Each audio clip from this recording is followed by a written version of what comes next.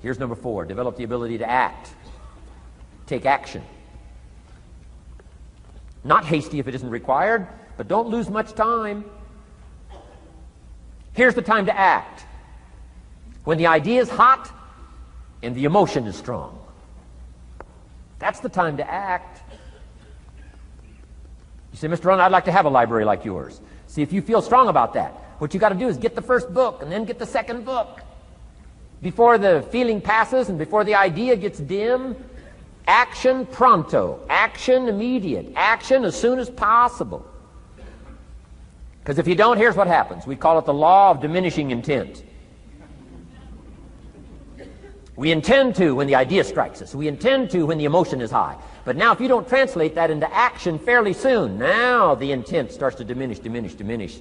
And a month from now it's cold. A year from now, can't be found. So act. Set up a discipline when the emotions are high and the idea is strong and clear and powerful. That's the time to set up the discipline. Somebody talks about good health and you're stirred. Says, right, I need to get a book on nutrition. Get the book before the idea passes and before the emotion gets cold. Go for the book. Start the library. Start the process. Fall on the floor. Do some push-ups. Action. Got to take action. Otherwise, the wisdom is wasted. Otherwise, the emotion soon passes. Unless you put it into a disciplined activity. Capture it.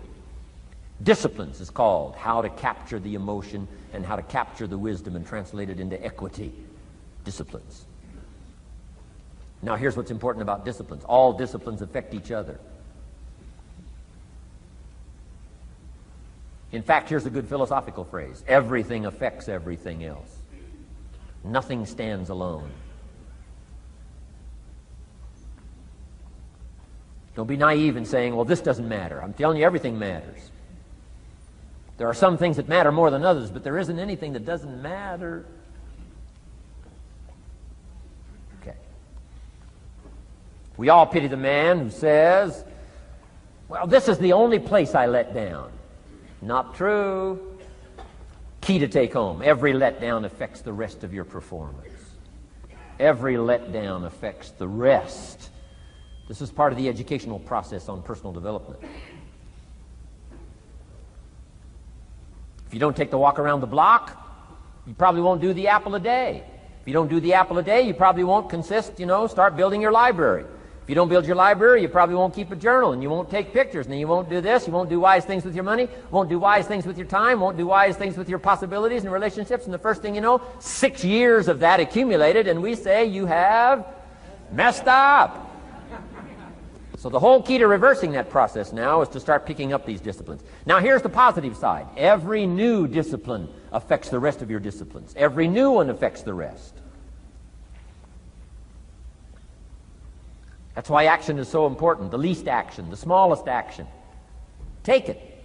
Because when you start accomplishing and the value starts to return from that one action, it'll inspire you to do the next one and the next one and the next one.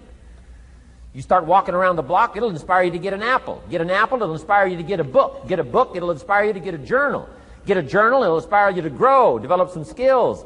All disciplines affect each other. Every lack affects the rest. Every new affects the rest. The key is to diminish the lack and set up the new. And you've started a whole new life process. Key. Also, one more thought on discipline. Here's the greatest value of discipline. Self-worth. Self-esteem. People are teaching self-esteem these days, but they don't connect it to disciplines. The least lack of discipline, and it starts to erode our psyche. One of the greatest temptations is to just ease up a little bit. Right? The slightest lack of doing your best starts to erode the psyche. Instead of doing your best, doing just a little less than your best. Sure enough. You say, well, it's just going to affect my sales. No, it's going to affect your consciousness. It's going to affect your philosophy. Now you've begun in the slightest way to affect your own philosophy. Here's the problem with the least neglect. Neglect starts as an infection. And if you don't take care of it, it becomes a disease. And one neglect leads to another. And the worst of all, when neglect starts, it diminishes our self-worth, our self-confidence, our self-value. You say, well, how can I get back my self-respect? I'm telling you, you don't have to go to 29 classes. All you have to do is start the smallest discipline that now corresponds to your own philosophy, like I should, and I could, and I will. No longer will I let neglect stack up on me so that I will have the sorry scenario 6 years from now, giving some excuse instead of celebrating my progress. That's the key to discipline. Okay? Let's get kids involved in the least of disciplines. One more, and then one more, and then another one, and then another one, and then some more. And the first thing you know, you're starting to weave the tapestry of a disciplined life into which you can pour more wisdom and more attitude and more strong feeling, more faith and more courage. Now you've got something, a vessel in which to put it. And now the equities start to flow. And the early return, I'm telling you, if you'll start this process, the early return will have you so excited. You'll commit yourself to this strategy for the rest of your life. You'll never go back to the old ways. Join a new crowd. Join a new group. The disciplines to do it. Take action. I recommended the last time I was here the little book, Richest Man in Babylon, and I said I've lectured now to over 3 million people in the last 33 years, and I've recommended this little book to almost all of them, I think. Guess how many have actually gone and got this little book? Answer, very few. My best guess is 10%. Such an easy thing to do. In that last seminar, right, I suggested this little book, number one, is easy to find. Number two, it's easy to buy. The most you can pay for it, $6, $7, $8. You can borrow that from your kids. And number three, it's easy to read. It's in story form. That's why I use it for teenagers, teaching them how to be rich by 40, 35 if you're extra bright, much sooner if you find a unique opportunity. But if it's easy to find and easy to buy, and if it's easy to read, why wouldn't everybody go get it? We don't know. What do you know? You don't know. I don't know. Nobody knows. Here's how profound it is. Some do and some don't. Now here's the numbers. About 10% do. 90% don't or won't. And we don't know the mystery of that. And I'm telling you, 10 years from now, those numbers will still be the same. 10% will, 90% won't. The numbers don't change. Only the faces change. You're looking at one of the faces. I used to belong to the 90% who couldn't be bothered even if it was easy. Guess how many people have a library card? Wisdom of the world available. Transform your life in any value amount you want. By the way, how much is a library card in Texas? Free. Here's what free is. Easy. I mean, it can't be any easier than free. Somebody says, well, would you bring it by? Well, no. At least you got to go get it. No.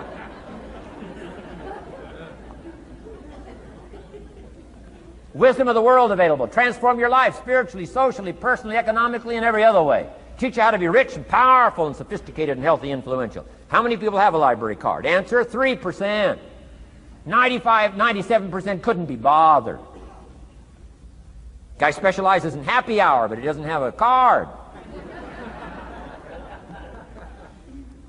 And now readily and quickly blames the government and blames his company and blames policy and blames the pay scale. When if he only knew, if he joined the 3%, here's my advice to you today. Walk away from the 97%. Don't talk like they talk. Don't act like they act. Don't go where they go. Don't specialize in what they specialize in. Throw away the blame list they cling to. Start you a new life. You say, well, is it as simple as getting a library card and join the 3%? And the answer is, of course. Of course. That's how easy this stuff is. This is so easy. It's so simple. It's not complex. You don't need a 2,000-year-old guru. You don't need multi-track affirmations. I'm telling you, don't. Affirmation without discipline is the beginning of delusion. Key. Don't let somebody sweep you into some contrary way to nature itself says, unless you labor. The miracle of the seed and the soil and the seasons and God and all the other stuff that's available, sunshine and rain, that's not available to you by affirmation. It is only available to you by labor. So labor well. Okay. Learn well.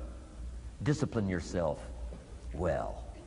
And you can have all the treasures you want. This stuff's easy and simple. It's not ocean waves and seagulls. You don't have to move to Sedona, where all the force fields come together in Arizona.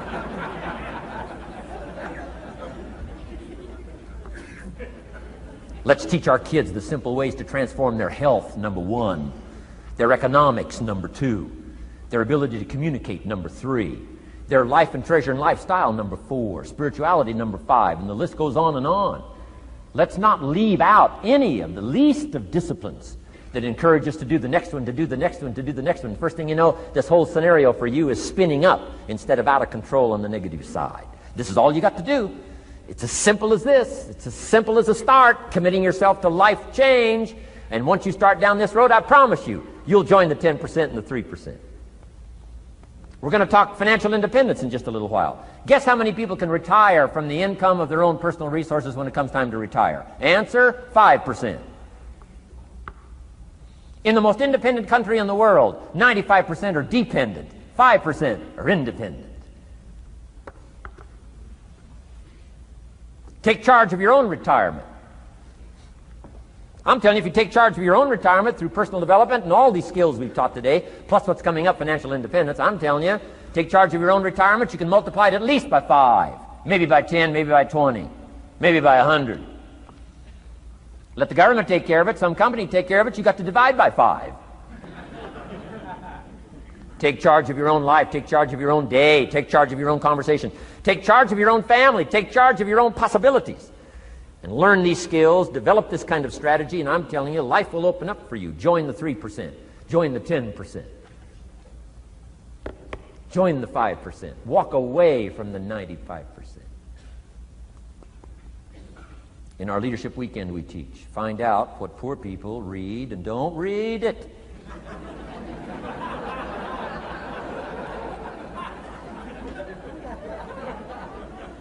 I'm telling you, don't talk like they talk.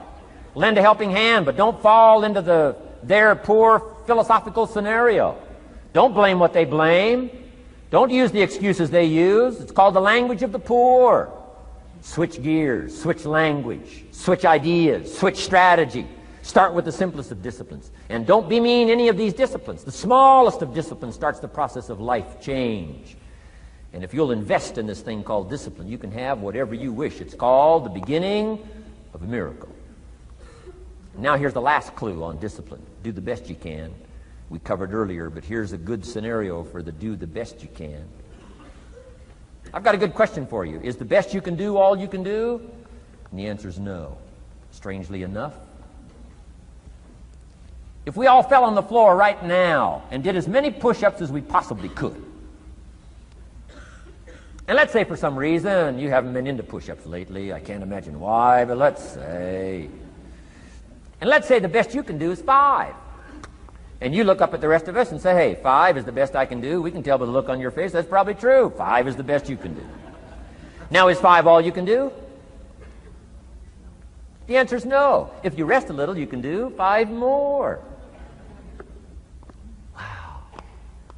And if you rest a little, you can do 5 more. And if you rest a little, you can do 15 more. How did we get from 5 to 15? It's a miracle.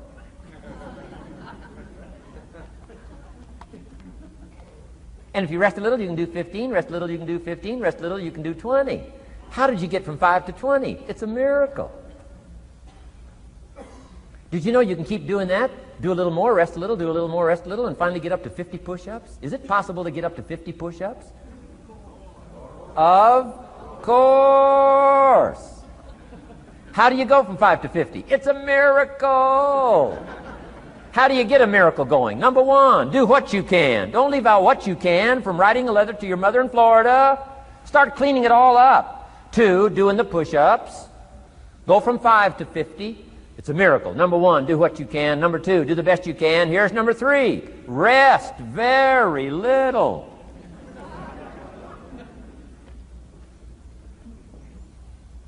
Don't rest too long. Why? The weeds take the garden. Kids have got that figured out. You can't rest too long. Here's the clue. Make rest a necessity, not an objective. The objective of life is not to rest. The objective of life is to act. Think of more disciplines. Think of more ways and means in which to use your own wisdom and your own philosophy, and use your own attitude, your own faith, your own courage, your own commitment, your own desires, your own excitement. Invest it, invest it, invest it, invest it in discipline so that it's not wasted. The smallest of discipline. Thereby transform your life. Join the 5%, join the 10%, join the 3%. Guess when I went and got this little book, Richest Man in Babylon? The same day I heard about it. I went and got it. Somebody says, well, Mr. Rohn, does that make you different than most other people? And the answer is yes. Somebody says, well, why is that? We don't know. We don't know. What do you know? You don't know. I don't know. None of us knows. Some do and some don't. The numbers don't change. Only the faces change. From those who get in on a seminar like this, listen to a dynamic sermon, read a book, listen to some cassettes, take seriously the next conversation of a friend who wants to level with you, and do something about it. And you can walk away from the 97% and not live there anymore. Because if you don't, the next 6 years of your life will be like the last 6.